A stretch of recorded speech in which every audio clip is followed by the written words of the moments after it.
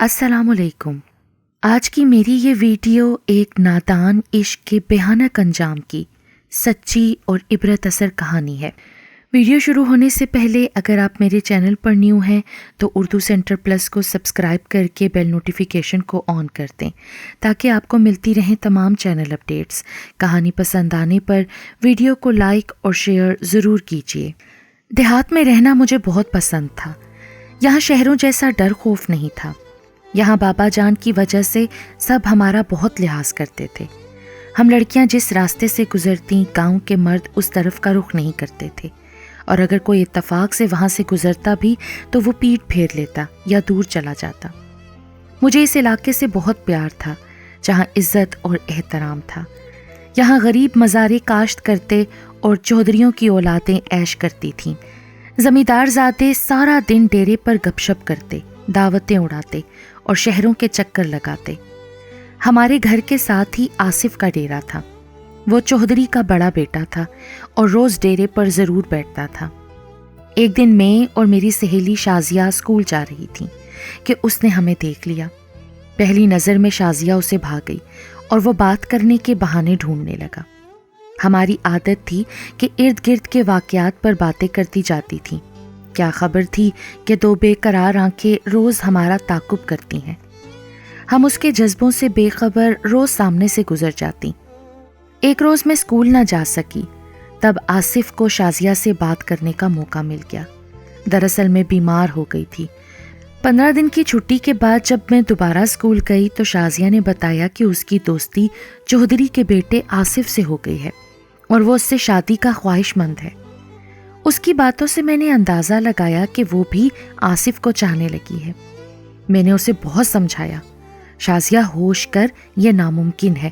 وہ ایک بڑے زمیندار کا بیٹا ہے اور ہم چھوٹے کاشتکار ہیں۔ وہ امیر اور اعلیٰ تعلیم یافتہ ہے جبکہ ہم متوسط درجے کے لوگ ہیں مگر باعزت ہیں۔ ہماری دیہات میں عزت اور قدر ہے۔ اللہ کے لیے ایسا کچھ نہ کرنا کہ ہماری عزت خاک میں مل جائے۔ مگر وہ باز نہ آئی اور مجھ سے اپنی باتیں چھپانے لگی تاکہ میں اسے پھر نصیحتیں نہ کرنے لگوں۔ اب وہ میرے ساتھ اسکول جانے سے بھی کترانے لگی۔ کہتی، تم چلی جاؤ یار، مجھے آج دیر ہو جائے گی، میں اپنی ملازمہ کے ساتھ چلی جاؤں گی۔ میں نے اسے اس کے حال پر چھوڑ دیا۔ مڈل پاس کرنے کے بعد میں گھر بیٹھ گئی۔ انہی دنوں میرے لیے ایک اچھا رشتہ آ گیا اور میری کم عمری میں شادی ہو گئی۔ میں دوسرے گاؤں آ گئی تو شازیہ کی کچھ خبر نہ رہی۔ اب شازیہ کو پوری آزادی مل گئی تھی۔ پہلے تو میں اسے سمجھاتی رہتی تھی، وہ میرا لحاظ کرتی تھی۔ کبھی آصف گاؤں میں ہوتا، کبھی شہر پڑھنے چلا جاتا تھا۔ بعد میں اس نے تعلیم مکمل کر لی تو مستقل اپنے گھر میں رہنے لگا۔ ایک روز میں میکے آئی تو بھی شازیہ مجھ سے ملنے نہ آئی۔ اس کی چھوٹی بہن سے کبھی کبھار خیر خبر مجھے اس کی مل جاتی تھی۔ میں بھی میکے میں ایک دن سے زیادہ نہیں ٹھہرتی تھی۔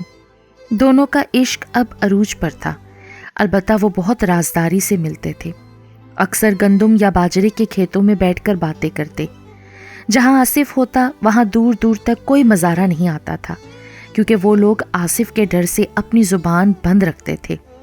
ایک دن باجرے کے کھیت میں تنہائی نے دونوں کو گناہ پر ابھارا اور ان سے گناہ ہو گیا۔ اس گناہ کا ثمر شازیہ کے وجود میں پروان چڑھنے لگا۔ وہ اپنی پریشانی کس سے کہتی؟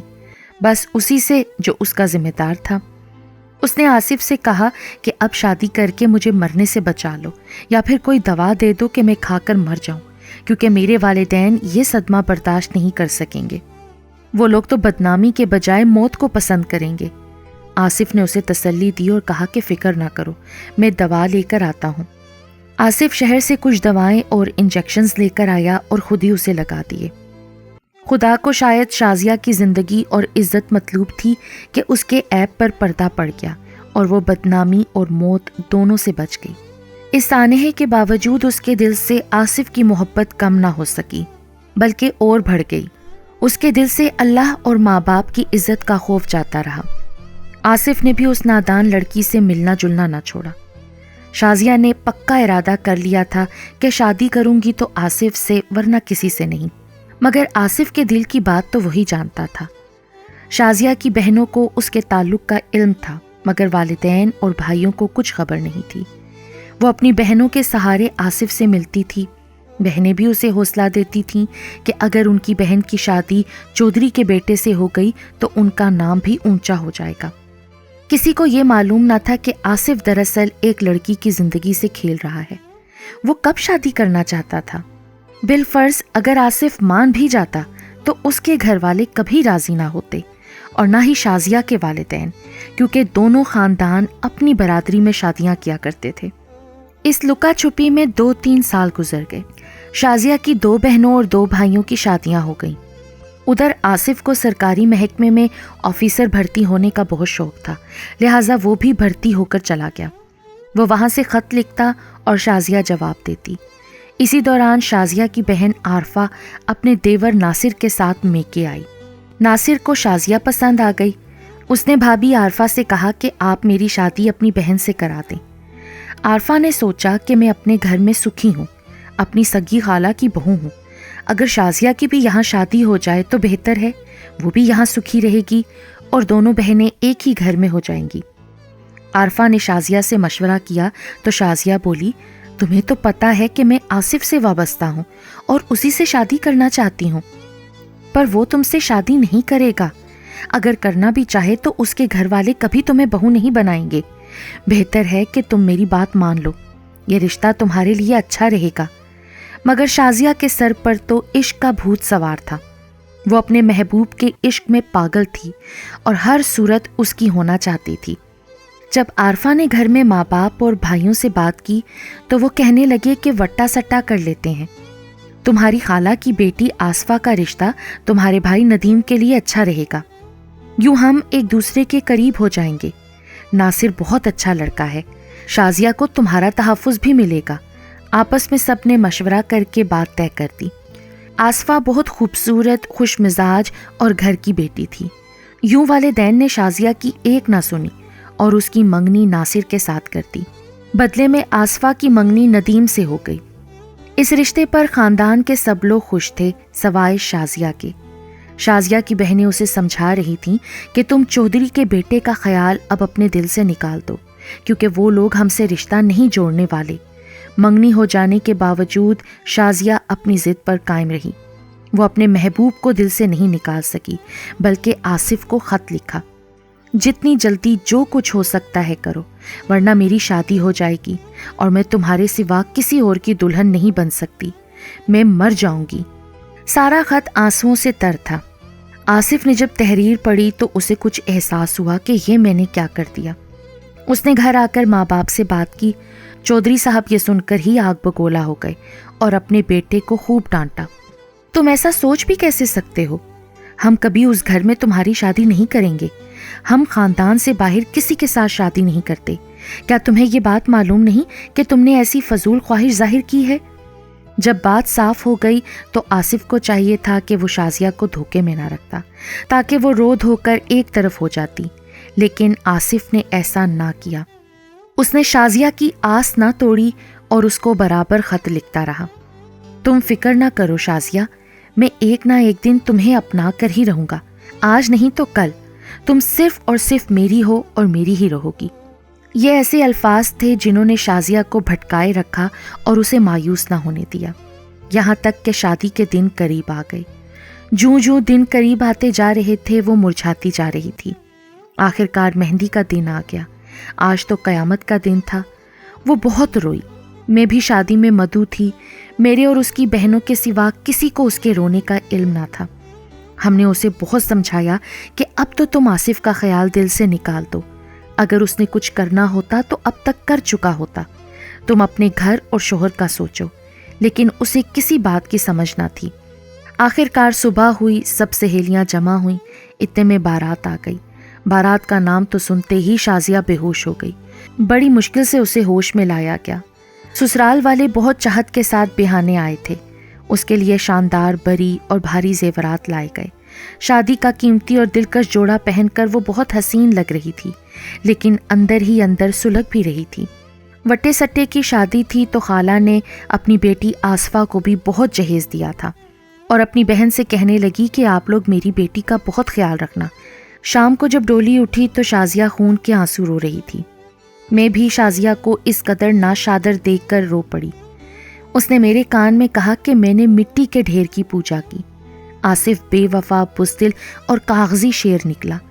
مجھے دیکھو، میں لڑکی ہوں، ماں باپ کے آگے مجبور ہوں، کچھ بول نہیں سکتی، لیکن وہ تو مرد ہے نا، وہ سب کچھ کر سکتا ہے۔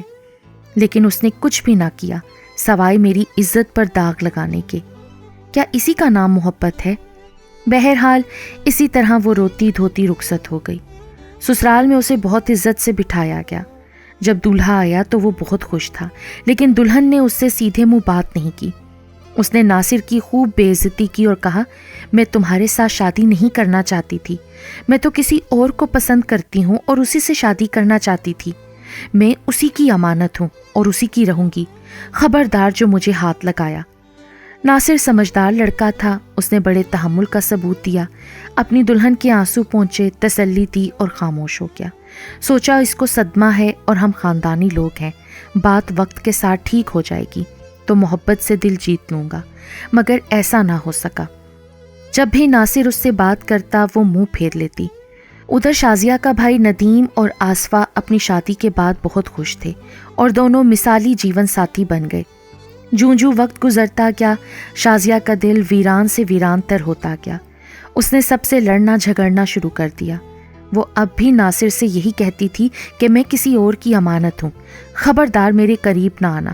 پھر وہ زبان پر طلاق کا لفظ لانے لگی، جو خاندان میں بے حد معیوب بات تھی۔ مجھے شازیہ کی امی نے خاص طور پر بلوایا کہ تم اس کی سہیلی ہو، اسے سمجھاؤ، یہ ہماری بات نہیں مانتی۔ میں نے اسے سمجھانے کی کوشش کی تو وہ جذباتی ہو گئی۔ میں نے کہا، شازیہ جتنا تمہیں دکھ اور صدمہ ہے نا، آصف کو تمہارے بچھڑنے کا کوئی غم نہیں۔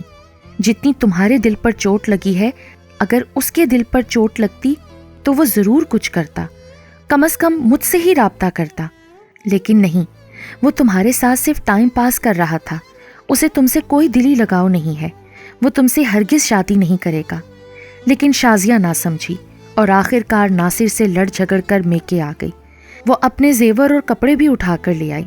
جب وہ کسی صورت واپس سسرال جانے پر آمادہ نہ ہوئی تو ناصر اپنی بہن آصفہ کو ساتھ لے گیا۔ ساتھ ہی ناصر کے بڑے بھائی نے عارفہ کو بھی اپنے میکے واپس بھیج دیا۔ اس چکر میں شازیہ کی بہن عارفہ بھی پس کر رہ گئی، یعنی انہوں نے شازیہ اور عارفہ دونوں کو طلاق دے دی اور اپنی بہن آصفہ کی بھی طلاق ندیم سے لے لی۔ اس طرح آصفہ اور عارفہ جو مزے سے اپنے گھروں میں آباد تھیں، شازیہ کی وجہ سے وہ بھی برباد ہو گئیں۔ اس سانحے پر ہر کسی کی آنکھ اشکبار تھی، لیکن شازیہ کو اب بھی کوئی احساس نہ تھا۔ وہ ابھی تک آصف کے چکر میں سرگردہ تھیں، ڈھیٹ کی ڈھیٹ، اپنے جہیز کے اچھے اچھے لباس پہن کر اس سے ملنے کی کوشش کرتی، اس کے لیے سنورتی اور کھیتوں میں جا کر اس سے ملاقات کرتی۔ آصف بھی اب تک اسے جھوٹی تسلیاں دیتا رہتا کہ میں تم سے ضرور شادی کروں گا، تمہاری زبانی طلاق ہو چکی ہے، کورٹ سے ہو جائے تو ہم شادی کر لیں گے۔ مگر اس بیوقوف لڑکی شازیہ کو پھر بھی یہ بات سمجھ میں نہ آئی کہ جب پہلے اس کے والدین نے یہ رشتہ قبول نہ کیا تو اب چودھری خاندان طلاق یافتہ عورت کو کیسے اپنی بہو تسلیم کر لے گا۔ ان ملاقاتوں کے بیچ ایک بار پھر شازیہ اور آصف سے گناہ ہو گیا۔ پہلے تو اللہ نے ان کا پردہ رکھ لیا تھا، ایک موقع اپنی رحمت سے انہیں عطا کیا تھا، لیکن اس بار ایسا نہ ہو سکا۔ شازیہ امید سے ہو گئی، مگر آصف نے پھر بھی اس سے نکاح کرنے کی جرت نہ کی۔ ابھی شازیہ کی طلاق کورٹ سے کنفرم نہیں ہوئی تھی۔ اس طرح کئی ماہ گزر گئے اور بالآخر شازیہ کی بڑھتی ہوئی جسامت کی وجہ سے اس کے کوکھ سے ہونے کا راز لوگوں پر افشاں ہو گیا۔ لوگوں نے شازیہ کو بہت سمجھایا کہ تم اپنے بچے کی خاطر اپنے شوہر ناصر سے صلح کر لو۔ اب حقیقت کیا تھی یہ تو شازیہ اور ناصر دونوں جانتے تھے۔ شازیہ نے تو کبھی ناصر کو اپنے قریب تک نہ آنے دیا تھا۔ جب ناصر کو علم ہوا کہ کسی اور کا گناہ اس کے سر ڈالا جا رہا ہے تو پھر اس نے پنچایت بلائی اور سب کے سامنے سچ بیان کر دیا۔ جب شازیہ کو پنچایت نے بلا کر پوچھا تو اس نے تردید نہیں کی بلکہ سر جھکائے خاموش رہی۔ اس کے باپ اور بھائی کے سر بھری کچہری میں شرم سے جھک گئے۔ انہوں نے اسی وقت قسم کھائی کہ وہ بڑے چودھری ہیں تو اپنے گھر کے، پنچایت تو انہیں بعد میں سزا دے گی، پہلے ہم خود آصف کو سزا دیں گے۔ اور انہوں نے یہ قدم اٹھانے میں ذرا بھی دیر نہ کی۔ انہوں نے غیرت میں آ کر آصف کو جا لیا جو ڈیرے پر بیٹھا اپنے دوستوں کے ساتھ شطرنج کھیل رہا تھا، پھر اپنی بہن کی گردن بھی کاٹ ڈالی۔ ایک ہی وقت میں دن دہاڑے ہمارے گاؤں میں 2 لرزہ خیز قتل ہو گئے کہ سارا گاؤں کانپ اٹھا۔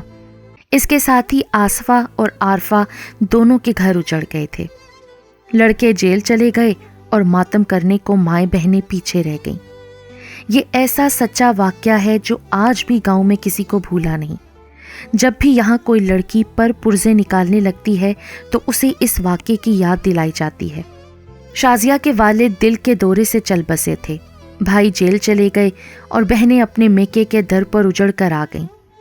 کاش شازیہ پہلا قدم ہی غلط نہ اٹھاتی یا اپنے والدین کا کہا مان لیتی تو اتنی تباہی نہ ہوتی، یا پھر آصف ہی جرأت کا مظاہرہ کرتا اور شازیہ کو بیوقوف بنائے رکھنے کے بجائے اپنا لیتا یا پھر خود ہی کنارہ کر لیتا، تو بھی اس قصے کا اتنا بھیانک انجام نہ ہوتا۔